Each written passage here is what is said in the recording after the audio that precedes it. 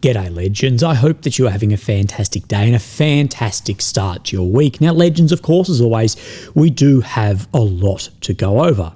But what I want to say in the very beginning of this video is a lot of YouTubers, especially around that medium size, are getting absolutely hounded by the algorithm at the moment. Now, the best way to get around this is next to the subscribe thing, you can click on the notification. So you actually be notified when there are uploads. Now, a lot of people don't get notifications. I've actually reached out to YouTube about this and their reply was, tell your subscribers to turn it on and off again. So $1 trillion company, that is the solution. But also if you'd like to help someone like me and the algorithm or your other favorite YouTubers, commenting, and of course YouTube massively push watch time. So watching the videos through, that helps more than anything. So let's actually get into the video. So we have maps, geolocations to look over, and what I'm going to call flag operations in Bogatyr. Both Russian and Ukrainian forces sent out to put up flags or take down flags with heavy losses as well. Of course, we'll be comparing maps because we're not scared to shy away from those. We'll talk about diplomacy between America, Ukraine, and Russia. And of course, that conversation, that phone conversation, is going to be taking place today, or over the next 24 hours, between Vladimir Putin and Donald Trump. We need to have a look at a bit of a miscellaneous folder that we have, talk about potential ICBM tests, the general staff replying to what the commander of 47 Mech said, massive increases in drones and the largest drone attack from the Russian forces we have seen so far. But where I want to start is on medium range drones. And all pages from all sides are talking about an increase in drone activity a fair way behind the front line. So AMK mapping, he says this, that Ukrainian sources, they report that Russian FPV drones have begun actively striking the Drobrapilya-Kramatorsk highway about 30 kilometers from the front line. So the drones are flying around 40 kilometers. And where we're looking, if we just come onto the maps, we have Dobrapilya and Kramatorsk, and there's a highway that runs between these two. And we get footage like this. This is on that highway of a truck being hit, and there's multiple videos like this. And then a Russian page here, they're also reporting on this, saying that they're spreading across all the public channels that increasingly writing about problems on this route. They wonder if it is possible that there's some mother drone that hovers at high altitude outside of air defense and releases FPV drones controlled by fiber optics, and that there is reports that there is a new type of drone in the sky. And a source of mine also then says this, honestly, I don't know what this new drone is, but 40k range creates a lot of havoc in the rear if this is scaled at mass. So we have a broad range of groups talking about this.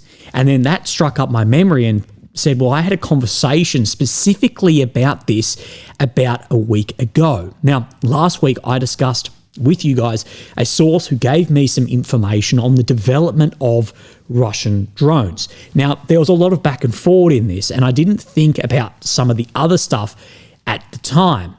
Now, I've reworded some of the follow-on conversation as to protect ID.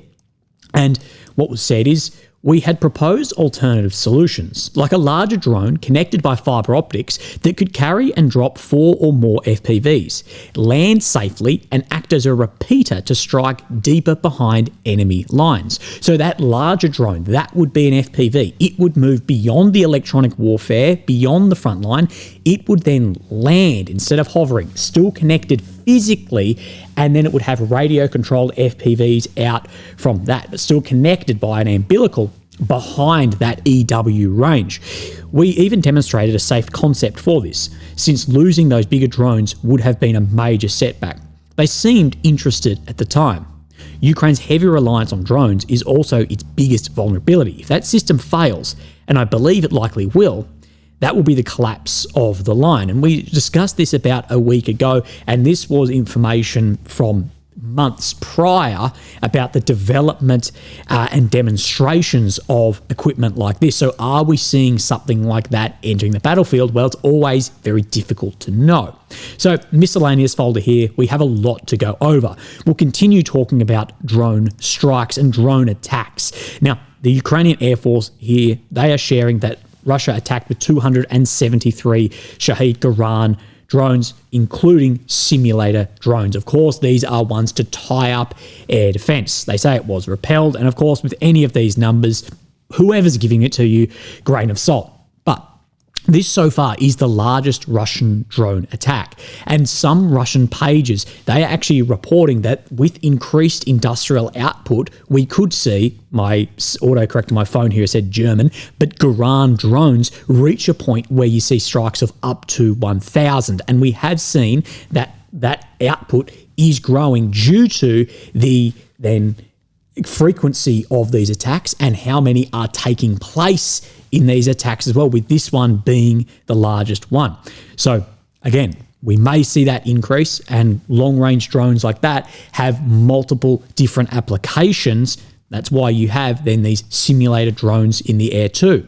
But we see from some Russian pages as well talking about then upgrades to the Garan drone. We improved our engine. Now the Garan can pass at an altitude of 3 kilometers and a speed of over 200 kilometers an hour. Goodbye mobile fire groups, goodbye interceptor helicopters, but we can suddenly descend to 50 meters so that they don't relax. The enemy is forced to risk F-16 and lose them. Now, there's a lot in this we need to take away. Why are these numbers important? Well, that altitude of 3 kilometers, that puts it outside of the range of the primary armament used against these by the mobile fire teams, which is 50 caliber machine guns. 200 kilometers an hour is very, very quick. So it may just outrun them. We also see with a lot of these drones, once they go up into the air, we see those fighter aircraft take off, and then they are put at risk by then fragmentation coming off, then shooting these down. They are at risk by air-to-air missiles from Russian fighters. And of course, you're in a heavily saturated friendly air defense zone as well, which we did see that F-16 go down a few days ago. And we did report at the time that many Russian pages are suggesting that a lot of these drones are put up into the sky knowing that the F-16s or other fighter aircraft will be deployed, and therefore it creates an environment where they are in the air. You can get a good idea of where they're going to be, knowing where your own drones are, and therefore you may be able to take them down. We improved our airframe. Now the Garan can dive from an altitude of 2 kilometers at a speed of 400 kilometers per hour, overcoming target air defense. And this does explain why we are hearing more of a dive bomber noise coming from these drones. I also say they've updated those microelectronics, as we have seen some of those electronics upgraded in things like the FAB glide bombs and spoofing all of this with a larger warhead too. We improved the tactics of use. No comment about how these are being used. So I think we will very likely, as we do with all offensive weapons, continue to see these then develop, but at the same time, defenses get developed then to counter as well. Now, we reported yesterday, and we went over both the former chief of as well as the commander in 47 Mech about issues at the front line, which is being ignored by so many. And what I say is those who are ignoring this, who claim to be then pro-Ukrainian, they are not sticking up for the guys who were sent on these missions, because they themselves who are ignoring this, well, they're sitting somewhere in Europe making money online at the expense of these guys, rather than actually wanting the best outcome for the guys at the front line. And the Ukrainian General Staff, they have made commentary on this and just saying that we've seen it and that we are going to be looking into it and analyse all the details of the decisions made. So yeah, I'd be a little bit concerned if I was the gentleman that made those posts, knowing of how some of these other groups act. So again, we'll see. Hopefully things actually get improved, but it's not the first and won't be the last time we'll see complaints like this. Now, Ukraine's military intelligence, the GUR, they have released information that they believe Russia is going to launch a training mission of an ICBM, of course, with a training warhead. It's not going to have the 2 megaton warhead that these can carry. That's, of course, 2 million tons of TNT. And they're saying that they're going to do this to pressure and intimidate Ukraine, the EU, and NATO member states of an RS-24 ICBM, then tonight coming. Now, again, will we see this? Will we not? Well, I don't know, but I wouldn't be surprised by this. We have long stated that a way to really saber rattle for Putin, for his forces, would be on a training ground somewhere, launch missiles like this, because as much as people online or on Twitter or on Telegram like to say that world leaders don't take this into account, we know that they do. And we know that they do because if Russia was not a nuclear-armed state, there would be no issue in sending in outside forces and no issue on some of the policies of what Ukraine has been wanting to overturn. So many have this idea that we don't take that into account. That's ridiculous. Of course we do take that into account, and it will be taken into account more and more as I believe the nuclear non-proliferation treaties are going to be thrown in the bin over the next coming decades. So Romania. We've been following this. We've been following the Romanian presidential elections since the election was stopped at basically the 11th hour, and the leading candidate, Călin Georgescu, was then barred from running. And this was citing Romanian intelligence and EU Russian interference that they had apparently found. And we saw Mr. J.D. Vance, he pushed back on this in Munich, basically saying words to the effect of, if a few $100,000 can undermine your democracy, it wasn't very strong to begin with. So then this was run again, but of course that candidate, Călin Georgescu, wasn't allowed to run. Now this isn't a direct replacement, but George Simion, he became the right-wing candidate in Romania, and overnight being ultimately defeated by the pro-EU centre-left Nicolae Dan. He's the mayor of Bucharest, well, currently, and he won with 53.7% of the vote. Now, there have been concerns amongst many conservative voters that the EU in general is undermining the democratic process, with examples coming from France, Romania, Hungary, and many other examples as well. And they're doing this by either quoting any interference, and instantly it can just shift that massively, which I have said has given a lot of power to the Russian intelligence services too, because if a few $100,000 can make these countries then get rid of a leader and bar them from running and rerun elections, well, then they can just do that to the candidate that they don't want also. Does that make sense? Or the EU is putting restrictions on states, and that can skew then results as well. And seeing the EU actions and following the EU actions over the last few years, I have been more and more concerned with the upholding of both democratic values and democratic processes. And this saying here, the death of democracy will not come by a revolution, but the slow erosion of its principles, dressed in the language of progress. So let's move on to the maps before we have a look at more of the diplomatic actions that are at least attempting to take place. So here we have Ukraine in the center of your screen, the capital of Kyiv. The red area is occupied since 22, the purple since 2014. And the first place we'll come is into the east of Pokrovsk. And we can see this area, this Baranivka, Tarasivka front line has expanded and widened, exactly what you need to do to improve your lines of communication on the ground. And we can see today, Deep State is confirming that Russia has been doing this. And we do have some geolocations to show you in here as well. So Nova Poltavka, there is 2 reservoirs that sit in here, and just between the A and the next reservoir, so just about here, we do see this geolocation. And I'll bring up this footage. Again, you can go and watch this footage in whole if you would like to, but at 1 minute and 35, we do see then a Russian flag being put up by 2 Russian soldiers then here as well. So we get that geolocation of where those troops have moved. Then let's look at this front, I guess, on a zoomed out picture from Suryak maps and what is changing in here. And here's given us 2 updates. Now, what we can see is we can confirm that these areas are definitely expanding. Suryak, of course, does show most of Novopoltavka has come under control, and this grey zone out in this direction, as well as Malanivkia. And Malanivkia, I believe, is in red due to some geolocations that we had seen, but confirm that a grey zone is moving as well. But further expansion out from Kalinove, according to Suryak, as well as this movement all the way to Zoroya as well. And then in his second map, he then shows that this has then further expanded between Novopoltavka, meeting with then this front line, moving on sort of the Malanivkia intersection road. I know Malanivka's down here, but whatever this area in here we would call that, as well as further movement out from Novulenivkia as well. So this area definitely expanding and then enveloping with this movement out here near Romanian too, enveloping this sector in here. So what we can take from these maps is that things are definitely moving, but taking things just from one source of map or one source of geolocation can be hard as well. Now, geolocations are the best way, but it is never perfect, and I'm about to show you why. So we have Bogatyr down in here. Now, firstly, absolutely, this should be grey zone. If there are troops present, it is grey zone. But we are seeing both Russian and Ukrainian pages both claiming that Bogatyr is under their control due to then geolocations. And I showed you yesterday those Russian flags going up, and then some of those Russian troops then hit. We've seen some Ukrainian flags go up, and today this is no different. We see footage like this, these two Ukrainian forces in ghillie suits, and there are at the moment the Bogatyr flag operations with both sides claiming control. We've seen 13 Russian flags go up, at least one Ukrainian flag, but also footage like this of Russian flags being taken down.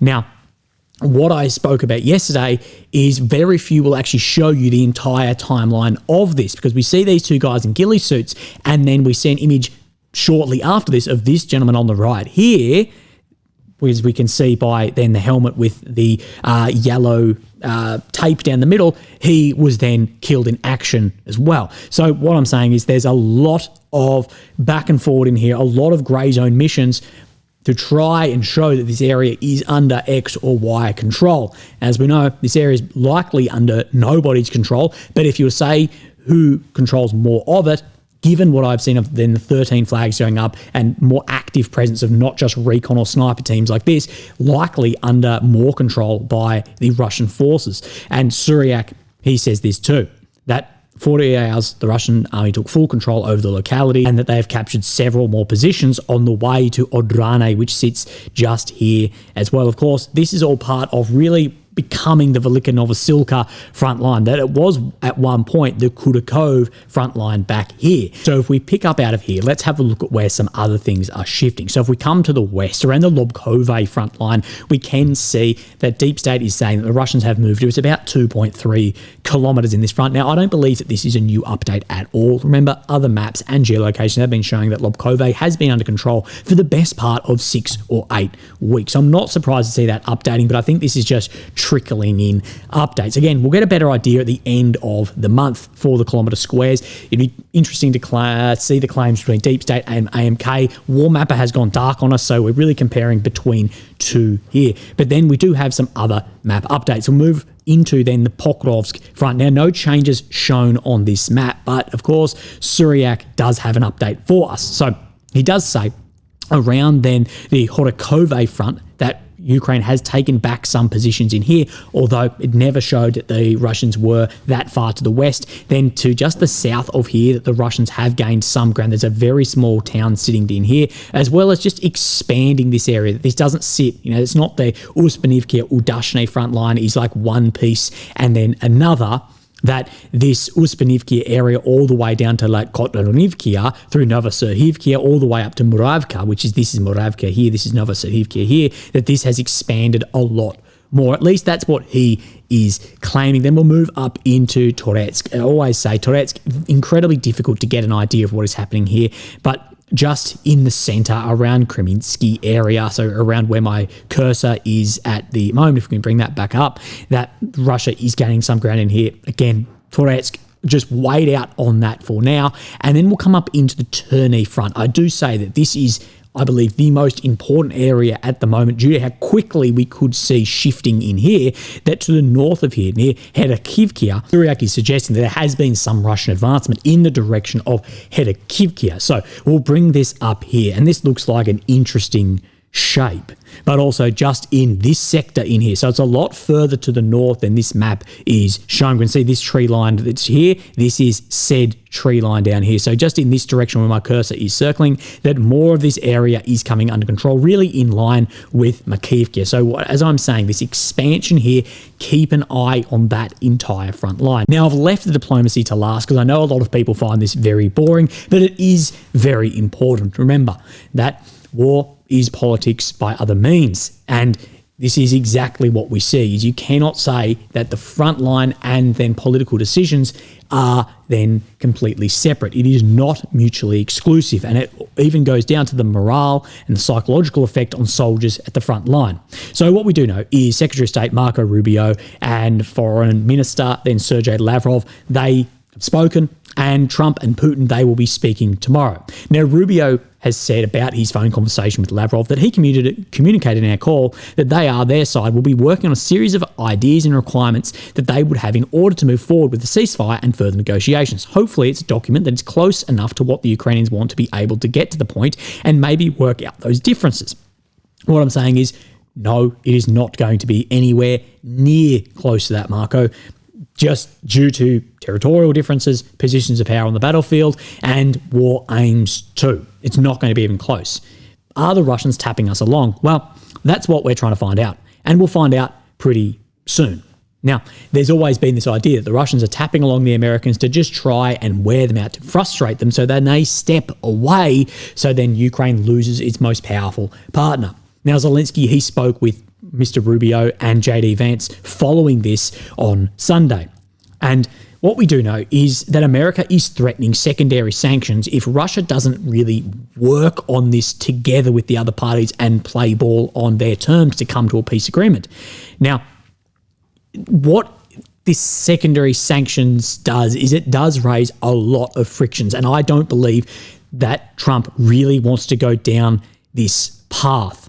We know there's already rocky terms between Chinese and US relations and US-India relations with tariffs that can be a bit rocky. There's a little bit of rockiness everywhere, and especially with new deals just being made with Saudi too, that he doesn't want to further cement then BRICS all working together and further reduce America's then hegemony. And other countries in this will see again and again, a lot of states, their problem with America is American overreach. It's not that they see America is isolationist. They see America constantly trying to be the missionary. And this will, of course, give that idea of American overreach far more ammunition.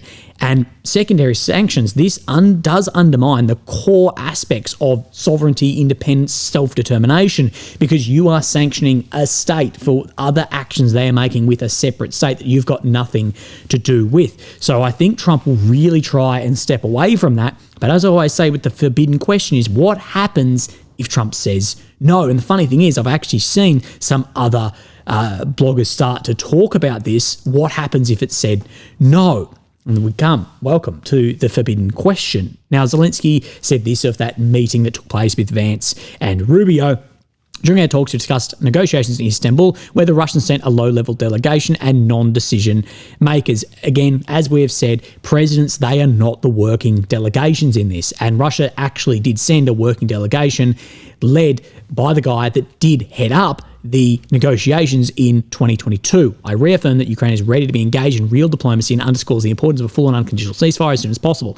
What I'm saying is this ceasefire, this is being presented as a way to appear that you are ready to engage in this, but that requirement of that ceasefire, which just takes away all the power of the other side while actually gaining you power, to me, that just doesn't show that there's real want by those backing that to actually negotiate. There's want for ceasefire, but ceasefire and negotiation, they are different terms, and that's why it is being used. Now, we have also touched upon the need for sanctions against Russia, bilateral trade, defence cooperation, battlefield situation, and upcoming prisoner exchange. And this is where I go into this, that is this realistically engaging in diplomacy? Because you were saying we want a ceasefire that increases our power, reduces the other side's power. We want to continue and increase sanctions on the other state. So this is the thing, that this is either done by the carrot or the stick. And the stick, we know, isn't there. And the carrot is, well, actually getting smaller and smaller, if not getting pulled away. So what I say is I don't think either side's actually coming into this with this, we are realistic about ending this here. And the conditions for Ukraine are far further away than the conditions Russia has put. And at the end of the day, we've tried to break down how Trump actually feels about Zelensky taking, bits and pieces that he has said. Trump is a realist leader, and he wants to have a tick in the box of ending this war. And at this point in time, well, the requests made by Europe and Ukraine are very, very far away. And that ceasefire is nothing but political theatre to try and paint that, yes, therefore we need to put in more sanctions and we need America on our side to do that. But that's not a realistic demand at this point in time without looking to lift any other than restrictions. Now, this is being reported by Sky News that peace talks on the road of a carve-up of Ukraine by Vladimir Putin and Donald Trump by Mr. Michael Clark. And it's being decided over their heads. And Trump and Putin are due to speak tomorrow, and Ukraine fears the so-called peace deal created by the pair will be really a suicide deal or a take it or leave it, an ultimatum issued. In that case, they'll probably leave it. The war will go on and America will pull away and things will get very difficult for them indeed. And the Sunday Times, they report that they interviewed Zelensky and say that Zelensky will vigorously defend his red lines. He has unequivocally stated that Ukraine will not recognise territories occupied by Russia as belonging to Russia, including Crimea and regions in eastern Ukraine, nor will he relinquish what he regards as Ukraine's right to choose its future, including membership of NATO. So we add these together, saying that if there's anything really but that it will be very likely that Ukraine and America will then say, look, we're leaving it, we can't deal with that ultimatum, and maybe America will pull away. Michael continues here, the idea of negotiations between two countries, one of whom is not there, is ridiculous. He says this was known in diplomacy as a carve-up. What I'll say is to have negotiations without one of them there. Ever heard of the Swiss Peace Summit? We had like 30 countries without the main then person country in the war not present. But what I would say here is the old, if you're not at the table, then you are on the menu. And I think regardless of whatever Trump presents to Zelensky, there will be pressure by Europe to turn this away. Europe choosing a bloodletting strategy against Russia at the sake of Ukraine to reduce Russia's power with then a war that they are not actively, well, they'll claim not actively involved in. Well, it's not their soldiers going, and realistically the cost of this war to them is very low. And I see a lot of people then saying that the war should continue because they're quoting things like the war continuing is good because more Russians are killed. And what I'll say is attritional warfare does not work like that, especially against a much larger foe. So what I'm sort of the TLDR in this is I think Trump and Putin, they may come to a, yep, this is something, but I think even Putin there will be political theatre because he'll know I can seem reasonable in Trump's eyes with a deal that I don't want, but I know that Ukraine will never agree to. So then it can turn and Trump go, well, it's actually Ukraine who's not willing to bend or negotiate. But as I've said, especially on the territorial demands, that Russia is much closer to its demands than Ukraine is. And the difficult thing is, if territory remains occupied, then things like NATO entry or European Union or even security guarantees remain incredibly difficult. And what may be on the table of, well, you can have this entry into this, but if forgo that territory, is going to be very, very difficult. And my question again is, what happens if Putin says no? What if Putin just says, no, these are our demands and we are happily to keep going militarily. We would rather settle it diplomatically because the cost will be less, but we will continue militarily. What then happens then? Because I don't really care about money being delivered at this point. Ukraine needs masses of men trained, competent on that equipment to then, while the front line is still moving in the wrong direction, but to then try and turn that back. Is that possible? So we will see. We will see. But again, the gap between where Ukraine and Russia's positions are is just too great at this point in time. And Europe, there's no incentive for Europe to end this war either. Europe's greatest threat is Russia. Well, the EU's greatest threat is Russia. And this war, for very little cost of their own, is wearing down Russia. I think more people will come to that conclusion maybe after the war and go, holy shit, there was a bit of using here for a bloodletting strategy. Anyway, legends, I will speak to you tomorrow. Thank you. Bye-bye.